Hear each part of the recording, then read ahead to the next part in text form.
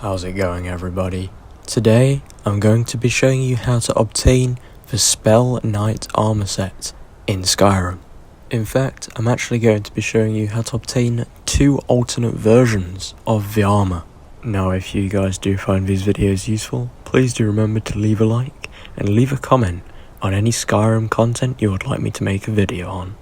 Anyway, now that's done, let's get into the video and let me show you how to obtain these two separate versions of the Ebony Spell Knight armor. So as you can see, the description reads, "Adorn the armor of the Spell Knight, the keepers of the Crypt of Hearts, renowned throughout the High Rock for their bravery and valor. Learn the story of the Spell Knight, whose heart was stolen by a witch, and obtain the armor that was their standard." The Spell Knight armor comes in 3 variants, including Iron, Steel, and Ebony.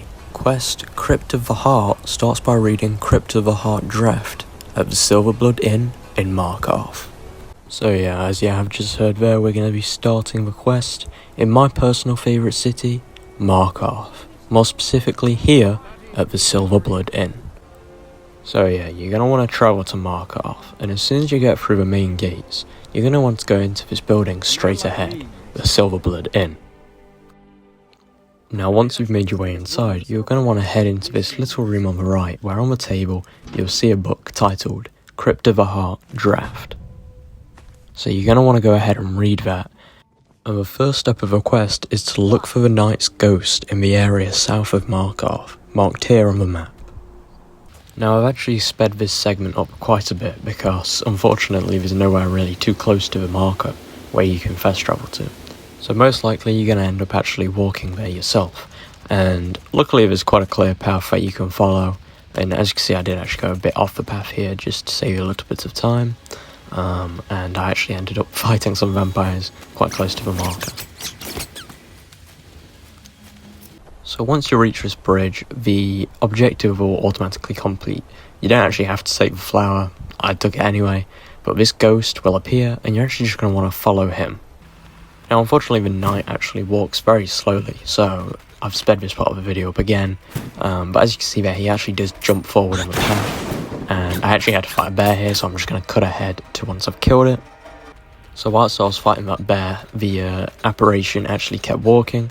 Luckily he didn't get too far because, as I did say, he walks very slowly. So you're going to want to just follow him up here over this hill, at which point you'll notice that you get attacked by a group of Forsworn.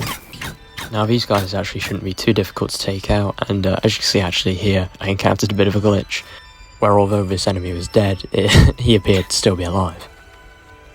So you want to go ahead and actually loot the Forsworn Shaman. Now once you've looted her, you'll have to read her note.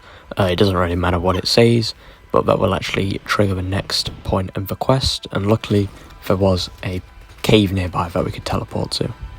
Now I'm just going to head over this ridge here, and as you can see down there, that's the Forsworn camp, and luckily with the way that we went, you can actually skip most of the enemies, at which point you'll encounter these 2 necromancers and this hag-raven. Now they're not too difficult to take out, and once you have taken them all out, you can come over here to this sort of pedestal and take the corrupted human heart. Now as you can see on screen there, the next part of the quest is either to return the heart to the knight's tomb, or the optional part of the quest is to purify the heart at the altar. Now as you can see on the map here, it's actually back where we were before, so unfortunately we're going to actually have to run our way back over there, and I'm just going to do it from this point.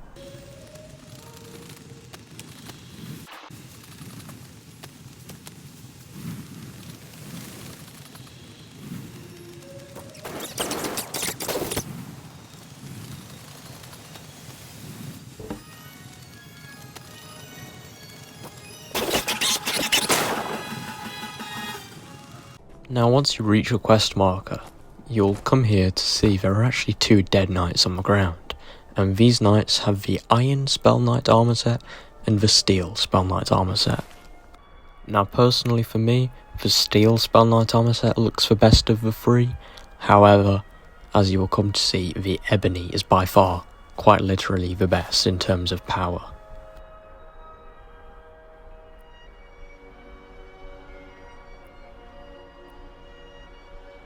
Now what I'm actually going to do here is quickly save the game, so that I can show both what happens when you purify the heart and when you do not purify the heart.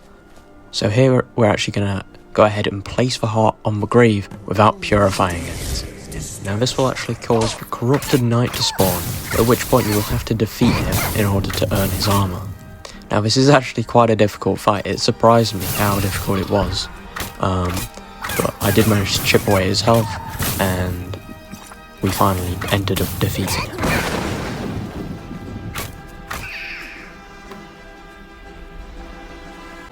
Now at this point, once you've taken down the corrupted knight, you will be able to retrieve his armor. And I'm actually going to do a stat comparison between the armor that you receive when you choose to purify the heart and when you do not choose to purify the heart.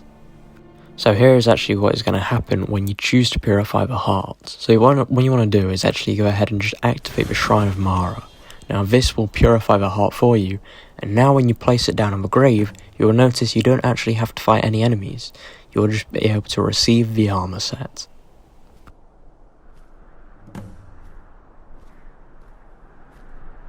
And so here I've actually just whipped up a comparison using my amazing editing skills to show the armor from the corrupted heart on the left and from the purified heart on the right.